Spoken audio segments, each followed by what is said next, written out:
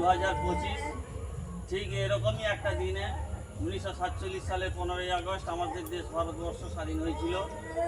সেই দিনটাকে আমরা স্মরণ করে যে এই স্বাধীনতাটা এনে দিয়েছিল যে সমস্ত বিপ্লবীরা, তাদেরকে কথা স্মরণ করে আমরা প্রত্যেক বছর এই 15ই আগস্ট দিনটাকে উদযাপন করি।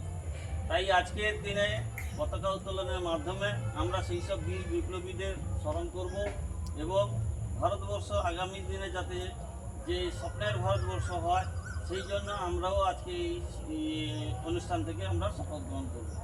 আজকে পতাকা উত্তোলন করবে আমাদের কোচিনের প্রধান শিক্ষক মহাশয় পঞ্চম কুমার পয়রা। ঠিক আছে, এই স্লোগান স্লোগান দেওয়া হবে। পতাকাটা এরকম করে ধরবি। সোজা করে পতাকা ধরে রাখো, পতাকা নামাতে নেই। আর আমি যেটা বলবো সবাই বলবে।